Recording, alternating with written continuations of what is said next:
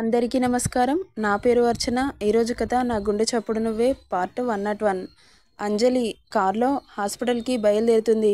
ఇక్కడ హాస్పిటల్లో పేషెంట్కి హాఫ్ ఎన్ అవర్కి ఒకసారి బీపీ చెక్ చేస్తూ ఉంటారు. అంతలో అంజు కార్ హాస్పిటల్ ముందు ఆగగానే డ్రైవర్ అంజుని దింపి వెళ్ళిపోతాడు. అంజు హాస్పిటల్లోకి వెళ్ళిపోతుంది. పేషెంట్ దగ్గరికి ఎవరిని రానివ్వట్లేదు. బయటే ఉంటుంది సింధూజ. తనని చూసి దగ్గరికి వచ్చి అత్తయ్య అనగానే అంజు ఎప్పుడొచ్చావు? ఇప్పుడే వస్తున్నాను అత్తయ్య. అమ్మ అనగానే లోపలికి రానివ్వట్లేదు అంజు. ఇంకో గంటలో అమ్మకి సర్జరీ స్టార్ట్ చేస్తారంట. యుఎస్ నుండి డాక్టర్ వస్తున్నారు. ఆయన వచ్చేసరికి కావాల్సినవి ఏర్పాటు చేస్తున్నారు. టెస్ట్ రిపోర్ట్స్ బీపీ అన్నీ నార్మల్గానే వచ్చాయి. ఇక అమ్మ సర్జరీకి ఎలాంటి ఆటంకాలు లేవు అంటూ సంబరంగా చెబుతుంది సింధూజ. అత్తయ్య అని కళ్ళనీళ్లతో సింధూజని హక్ చేసుకుంటుంది. మేము మీకు ఏమవుతామని ఇంత ప్రేమ మా మీద అనగానే నీకో విషయం చెప్పనా? ఏంటత్తయ్య? మీ అమ్మ నా చిన్ననాటి ఫ్రెండ్ తెలుసా అనగానే షాక్ అవుతుంది. అవునా? నిజమా అత్తయ్య? నిజంరా. ఎలా అంటూ క్వశ్చన్ మార్క్ ఫేస్తో అడుగుతుంది. నేను పుట్టింది రఘునాథ్పురంలోనే తెలుసా అనగానే మళ్ళీ షాక్ అవుతుంది. మీ అమ్మ నేను ఇద్దరం చాలా బెస్ట్ ఫ్రెండ్స్. తనని విడిచి నేను, నన్ను విడిచి తను అస్సలు ఉండలేదు. బట్ మమ్మల్ని పెళ్ళిళ్ళు వేరు చేసేశాయి అంటున్న సింధుజ కళ్ళల్లో మెరుపును చూసి చాలా హ్యాపీగా ఉంది అత్తయ్య. అవునంజు, నాకు కూడా చాలా చాలా హ్యాపీగా ఉంది. అలా మాట్లాడుకుంటూ ఉండగా హర్ష, కిరణ్ ఇద్దరు హాస్పిటల్కి వస్తారు. వాళ్ళని చూసి దగ్గరికి వెళ్ళి ఇప్పుడే వచ్చారా నాన్న అంటుంది సింధుజ. అవును మామ్ అంటాడు. అంతలో యుఎస్ నుండి డాక్టర్ రావడంతో హర్ష అతని దగ్గరికి వెళ్ళి కాసేపు మాట్లాడి ఆపరేషన్ థియేటర్కి వెళ్ళిపోతాడు. అంజుకి మెల్లిగా టెన్షన్ స్టార్ట్ అవుతుంది. హర్షకి స్పష్టంగా అర్థమవుతుంది అంజు టెన్షన్ పడుతుందని. దగ్గరికి వచ్చి తన చేతులు షివర్ అవుతుంటే పట్టుకుంటాడు. కళ్ళతోనే భయపడకు అంటాడు. హర్ష గుండెలకి తల అంచుతుంది. అతడి దగ్గర ఉంటే ఎంతో ధైర్యం అనిపిస్తుంది ఆమెకు. హర్ష కూడా అంజుని దగ్గరికి తీసుకొని కాసేపు అలాగే ఉంచుకుంటాడు. ఆమెకు ధైర్యం చెబుతూ ఏం కాదు అమ్మకి, నీకు ఇష్టమైన శివయ్యని తలుచుకో అనగానే హా అని వియర్డ్గా చూసి హర్షకి ఏం తెలుసు నాకు శివుడంటే ఇష్టమని అనుకొని ఆయనకి మనస్ఫూర్తిగా కళ్ళు మూసుకొని మొక్కుకుంటూ ఉంటుంది. అందరూ టెన్షన్తో అటు ఇటు తిరుగుతూ ఉన్నారు. శ్వేత, ఆనంద్ కూడా హాస్పిటల్కి వస్తాను అని గొడవ చేస్తే డ్రైవర్ ముగ్గురిని హాస్పిటల్కి తీసుకొస్తాడు. శ్వేత, ఆనంద్ అక్క అని దగ్గరికి వచ్చి అంజు గుండెల్లో ఒదిగిపోయారు. అంజు ప్రేమగా అమ్మలా దగ్గరికి తీసుకుంటే అందరూ వీళ్ళనే చూస్తున్నారు. అందరిలో టెన్షన్ స్టార్ట్ అవుతుంది. సర్జరీ ఎప్పుడైపోతుందా అని వెయిట్ చేస్తూ అటు ఇటు తిరుగుతూ ఉన్నారు. అలా 1.5 అవర్కి ఆపరేషన్ థియేటర్ డోర్ ఓపెన్ అవుతుంది. డాక్టర్ తలకున్న క్యాప్ని తీస్తూ ఉండగా అందరూ డాక్టర్ దగ్గరికి పరుగున వెళ్తారు. ఏమైంది డాక్టర్ అడుగుతారు. డాక్టర్ ఎస్ అని వాళ్ళకి స్మైల్ విసిరి అక్కడి నుండి వెళ్ళిపోతాడు. అంజుకి అక్కడ ఉన్న వాళ్ళందరికీ అప్పటి వరకు ఉన్న టెన్షన్ పోయి ఫుల్ హ్యాపీ ఫీల్ అవుతారు. అప్పుడు ఊపిరి పీల్చుకొని అక్కడున్న చైర్లో కూర్చుంటారు. థియేటర్ నుండి ఇంకో డాక్టర్ రాగానే హర్ష డాక్టర్ దగ్గరికి వెళ్ళి పేషెంట్కి ఎలా ఉంది డాక్టర్ అడుగుతారు. ఆపరేషన్ సక్సెస్ అయింది. మీరేం వర్రీ అవ్వాల్సిన అవసరం లేదు. పేషెంట్ ఇంకా స్పృహలోకి రాలేదు. ఎవరైనా ఒకరు మాత్రమే వెళ్ళి ఆమెకు డిస్టర్బ్ చేయకుండా చూసిరండి అని చెప్పి వెళ్ళిపోతాడు. అంజలి నువ్వు వెళ్ళి చూసిరాపో అని పంపిస్తాడు హర్ష. సరే అని మెల్లగా లోపలికి వెళ్తుంది. అమ్మని ఆ సిచ్యువేషన్లో చూసేసరికి అంజుకి దుఃఖం ఆగట్లేదు. తనకి తెలియకుండానే కళ్ళల్లో నుండి నీళ్లు జలజల రాలుతున్నాయి. ఆమెను డిస్టర్బ్ చేయకుండా తనివి తీరా అమ్మను చూసుకొని ఆపరేషన్ సక్సెస్ అయింది అన్న సంతోషంలో ఇక ఎక్కువసేపు అక్కడ ఉండకూడదు అని అక్కడి నుండి బయటకు వస్తుంది.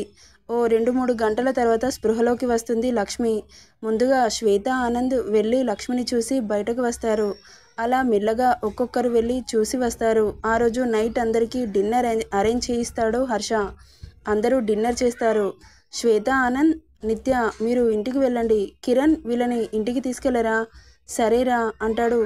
నిత్య కూడా సరే అన్నయ్య అని వెళ్ళిపోతారు. శ్వేతకి ఉండాలని ఉంటుంది కానీ బావగారి కోపం తెలుసు కాబట్టి సైలెంట్గా అక్కడి నుండి వెళ్ళిపోతుంది. ఆ రోజు నైట్ ఎవరికీ నిద్ర లేదు. మామ్ మీరు వెళ్ళి రెస్ట్ తీసుకోండి అన్నా కానీ ఏం పర్వాలేదు నాన్న, ఇక్కడే ఉంటాం అని అక్కడ ఉన్న వెయిటింగ్ హాల్లో కూర్చుంటారు. అంజు పక్కన హర్ష కూర్చుంటాడు. అంజు హర్ష చేయి పట్టుకొని thank you Harsha, thank you so much అంటుంది. హర్ష అంజు తల మీద ఒక్కటిచ్చి థ్యాంక్ యూ ఎందుకే అంటాడు. నా జీవితాశయాన్ని నెరవేర్చినందుకు అమ్మని హెల్దీగా ఉంచాలని నా కోరిక. అది నీ వల్ల సాధ్యమైంది. థ్యాంక్ యూ రా అని అతడి చేతిని తీసుకొని ముద్దు పెట్టుకుంటుంది. సింధూజ వీళ్ళని చూసి చిన్నగా నవ్వుకుంటుంది. ఇక మార్నింగ్ నుండి అలసిపోవడంతో చైర్లో కూర్చొని అలాగే నిద్రలోకి జారుకుంటుంది అంజలి. అంజలి మెల్లగా హర్ష భుజం మీదకి ఒరుగుతుంది. తల తిప్పి చూసిన హర్ష చిన్నగా నవ్వుకొని ఆమె బుగ్గ మీద చేయి పెట్టి నిమురుతూ ఉంటాడు. ముగ్గురు అలాగే వెనుకకు ఒరిగి చిన్న కునుకు తీసేసరికి తెల్లారిపోతుంది. హర్ష కళ్ళు తెరిచి అంజుని చూడగానే పక్కన పాప ఉండదు. ఇది ఎక్కడికెళ్ళింది అనుకొని కొంచెం కంగారుగా చుట్టూ చూస్తాడు. ఎక్కడ కనిపించదు. కాస్త ముందుకు వచ్చి చూడగానే అక్కడ ఫేస్ వాష్ చేసుకుంటూ కనబడుతుంది అంజలి. ఆమెను చూసిన హర్ష మెల్లగా ఊపిరి పీల్చుకొని అంజు దగ్గరికి వెళ్తాడు. అంజు ఎక్కడికి వెళ్ళిపోయావు అంటాడు కొంచెం కంగారుతో కూడిన గొంతుతో. అతడు కంగారు చూసిన అంజు వాష్రూమ్కి వెళ్ళాను అంటుంది. నాకు చెప్పి వెళ్ళాలని తెలీదా అంటాడు కొంచెం కోపంగా. నువ్వు నిద్రపోతున్నావని డిస్టర్బ్ చేయడం ఎందుకు అని చెప్పలేదు. అయితే నేను ఎలాంటి సిచ్యువేషన్లో ఉన్నా నాకు చెప్పి వెళ్ళాలి అనగానే సరే అని తల ఊపుతుంది. పద అని ఆమె చెయ్యి పట్టుకొని తీసుకెళ్తాడు. వాళ్ళని అక్కడ కూర్చోబెట్టి కాఫీ తీసుకొస్తాడు. నైట్ నుండి సరిగ్గా నిద్ర లేకపోవడంతో కడుపులో వేడివేడి కాఫీ పడగానే మైండ్ కాస్త రిలాక్స్ అవుతుంది. లక్ష్మిని నైట్ నుంచి అబ్జర్వేషన్లోనే ఉంచారు. మళ్ళీ డాక్టర్ రౌండ్స్కి వచ్చి తనని చెక్ చేసి బయటకు రాగానే మా అత్తయ్యకి ఎలా ఉంది డాక్టర్ అడుగుతాడు Harsha. She's perfectly all right అని చెప్పగానే అందరి మనసు కాస్త తేలిక పడుతుంది. పేషెంట్కి లిక్విడ్స్ తాగించండి, జ్యూసెస్, సూప్స్ అలాంటివి. ఓకే డాక్టర్, ఒకసారి వెళ్ళి చూడొచ్చా? వెళ్ళండి, బట్ పేషెంట్ని డిస్టర్బ్ చేయకండి. ఓకే అని అంజుని తీసుకుని లోపలికి వెళ్తాడు. లక్ష్మి అప్పటికే స్పృహలోకి రావడంతో లక్ష్మి కూతుర్ని అల్లుడిని చూసి చిన్నగా నవ్వుతుంది. ఆమెను చూసి దగ్గరికి వచ్చి చిన్నగా నవ్వి ఆమెను మాట్లాడించకుండా పక్కన కూర్చొని అమ్మ చేతిపై చేయి వేసి నిమురుతూ ఉంటుంది అంజు. అంజు నేను అమ్మకి జ్యూస్ తీసుకొస్తా, నువ్వుండు అని వెళ్తాడు హర్ష. ఓకే హర్ష అంటుంది చిన్నగా.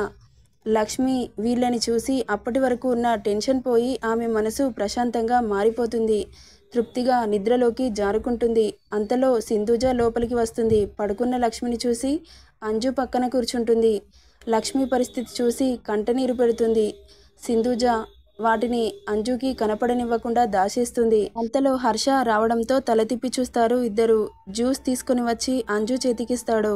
అమ్మ లేచిన తర్వాత తాగించు. ఇదిగో మీరు బ్రేక్ఫాస్ట్ చేయండి. నేను ఇంటికి వెళ్ళి ఫ్రెష్ అయ్యి ఆఫీస్కి వెళ్తాను. ఏదైనా ఉంటే కాల్ చేయండి. ఓకే మామ్, వెళ్ళొస్తాను. అంజు టేక్ కేర్ అనగానే సరే అని తల అడ్డంగా ఊపుతుంది.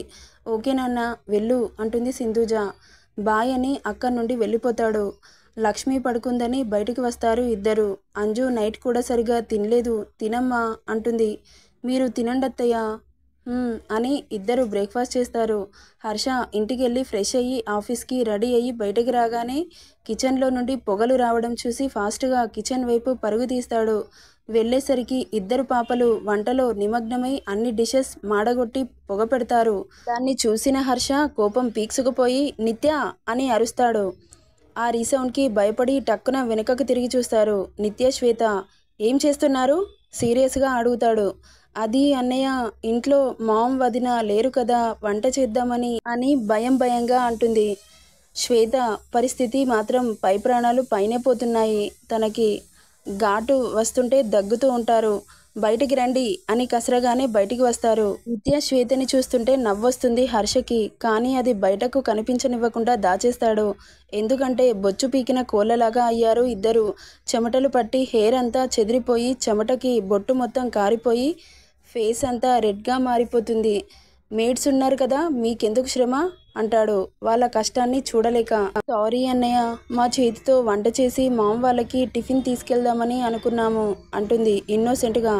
మంచి పని చేశారు, కానీ ఇక వెళ్ళండి. ఆ ఫేస్లని ఒకసారి మిర్రర్లో చూసుకోండి అని మిత్ర అని పిలుస్తాడు. చెప్పండి సార్ అంటుంది భయంగా. వాళ్ళు వంట చేస్తుంటే మీరేం చేస్తున్నారు?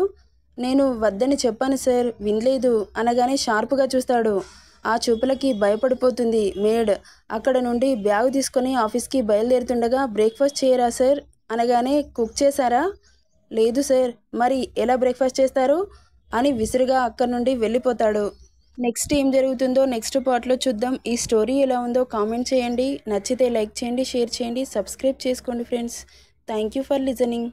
ఇంటికి చుట్టాలొచ్చారు. వీలైతే నెక్స్ట్ అప్డేట్ ఇస్తాను, లేకపోతే మార్నింగే ఇక. Please try to understand.